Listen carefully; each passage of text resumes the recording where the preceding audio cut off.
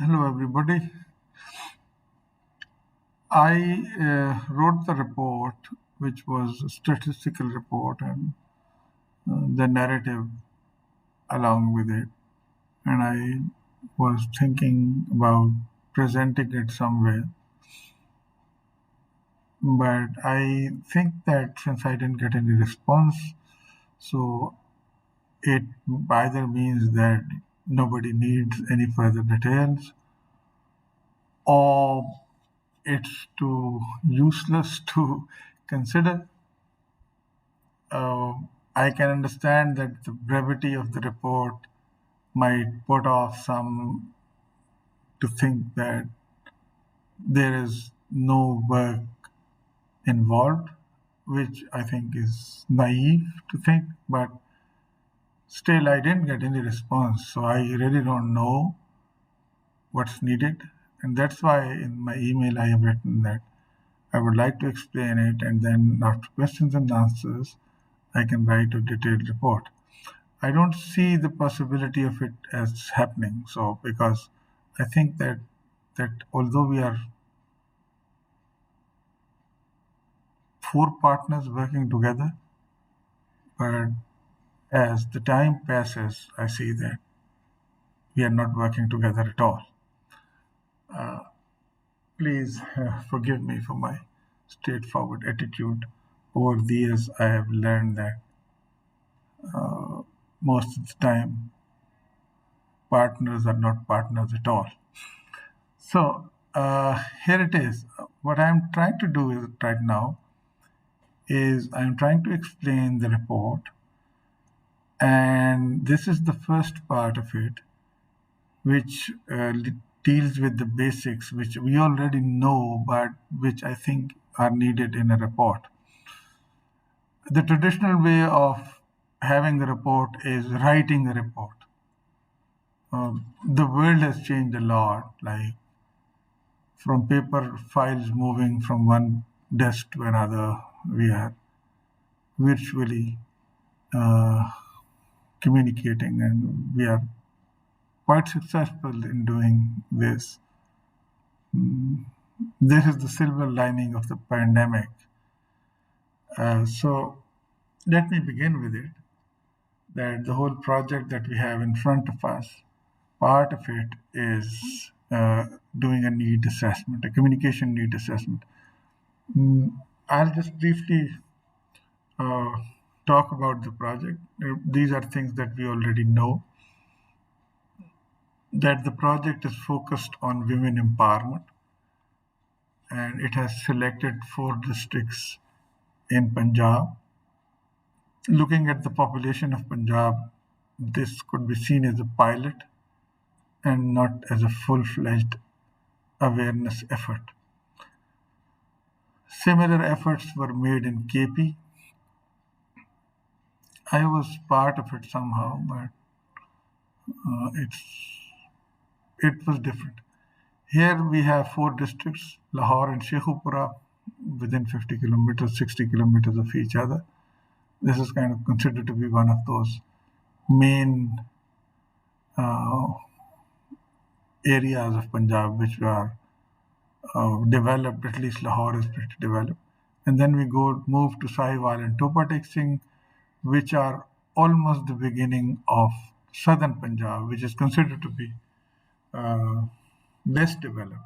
Less developed is an euphemism. You move 100 kilometers from Lahore and you don't see any development, honestly. So it makes a balance. It makes a balance, but still we are not moving into the rural Punjab. It's more of urban Punjab that we are focusing on. Uh, our target audiences are women, and uh, communication need assessment basically is a tool which we know as baseline surveys, baseline readings. We do baseline readings to devise strategies for our further campaigns. most of the time baseline surveys are done twice, like it's the beginning and at the end of the project. So we also know through the beginning and end, the pre and post surveys, how much area did we cover, what is the level of awareness. I don't see that in the plan. So the one assessment means that we are devising a strategy based on need assessment, but we are not planning to look at the results of our campaign. So since it's not in the plan, I see it as such. Or maybe might not be aware of the whole plan. At least it's not written in the document. So at the very beginning, I would suggest that there should be an end assessment when the project ends, and we go through all the activities. We have to do a post project, like an end project survey, which will give us a realistic account of what we have done, how successful we are, because our actions right now will be based on this assessment. And it will always also prove whether our assessment was correct, and also whether the strategies that we developed based on this assessment were useful or not. So these are kind of the initial thoughts. Communication need assessment, as the word say goes, means that we are trying to understand uh, what the communication needs of our target audiences are. In this case, these are women. We want to know about their awareness levels on right to information and right to services. There is a difference between right to information and right to services. Right to information is knowing how the government is working and making people responsible who are in power, and also making the system more transparent, because transparency is the cornerstone for any democratic dispensation. Uh, right to services is different. Many people don't know what right to services is, and we will see whether our survey shows that fact or not, because right to services is about uh, if you are paying taxes, you are entitled to certain amenities, basic amenities in life. These could be health, education, access to uh, through roads, access to information, access to clean water, access to good housing, and so on. So, right to service is basically about that. Right to information is more about transparency, whereas right to services is more about responsibility. So, the communication need assessment is based on this idea of what is the level of awareness amongst women in these four select districts, and mm, based on this evaluation, we'll get to know what we need to do to add to their awareness. Now, the second and uh, most important question is, why do we do that? Partly I have answered this. And what is means what is the instrument that we are using to do that, and who is the question who are doing it, because these are three important questions. Why are we doing it? Because first, it's a pilot. It will give us an understanding in four select districts, and we can just move on from this.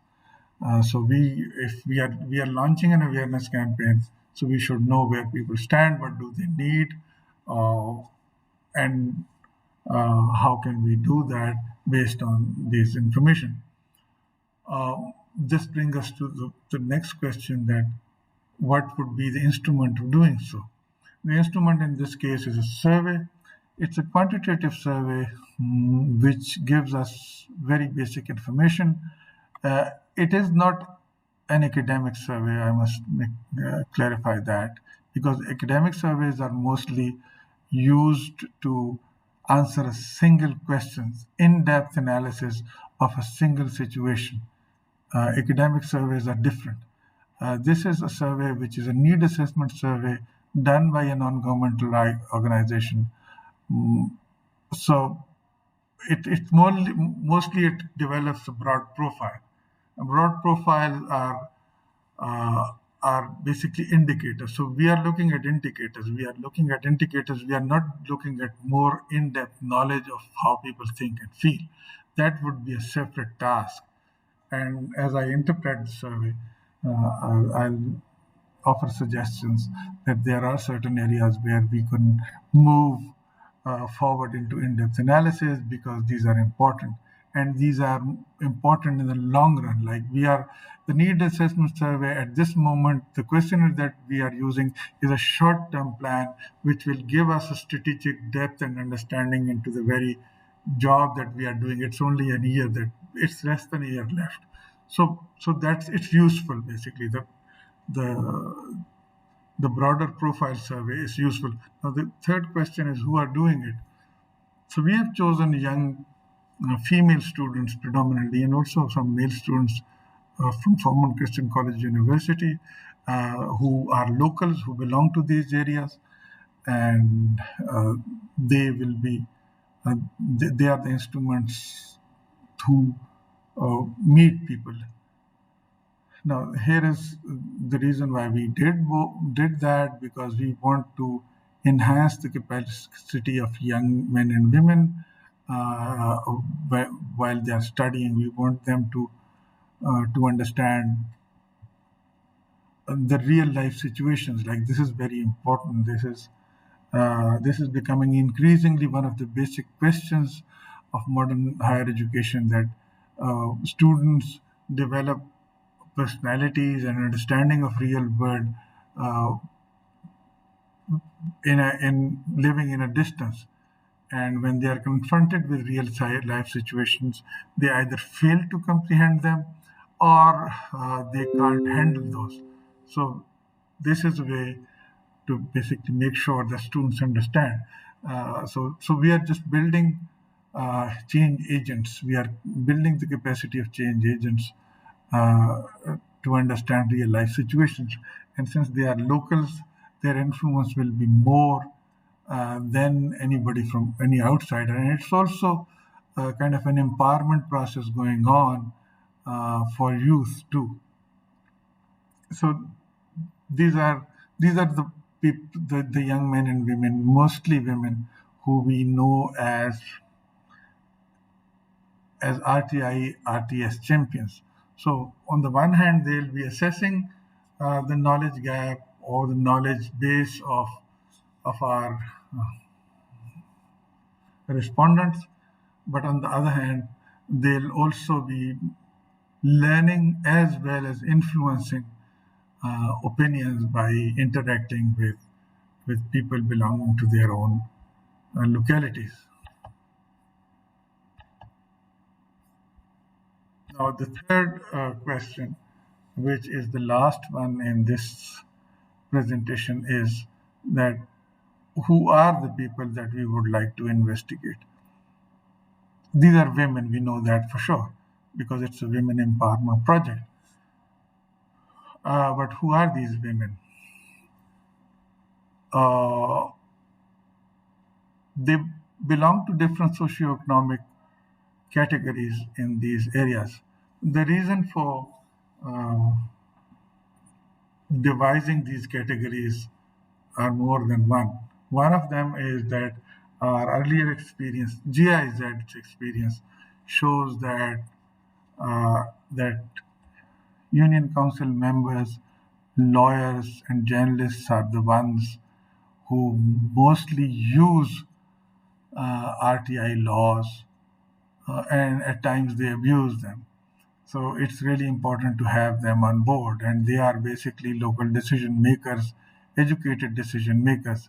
But then there are others like housewives, household help, and some other. But some other means that there are doctors, a few doctors that were interviewed, but mostly we have these categories, which is union council members because they are decision makers uh, at a political level, local political level, journalists who give information and also influence public opinion, lawyers who basically deal with most of these issues, and then housewives, women who really support households but don't have much say in political or social decision making processes, and then household helps. These are maids as we know them, and these are the people without a voice. So we thought that it would be important to include people who don't have a voice. And then some other categories just also slipped in, but these are basically these belong to the privileged ones like doctors and others, but they have more social interaction and they are more into contact with people. So this is the basis of the survey. I'll end it here, and I'll begin uh, with the questionnaire, explaining the questionnaire in the next slide. I hope to finish it within uh, 3 to 4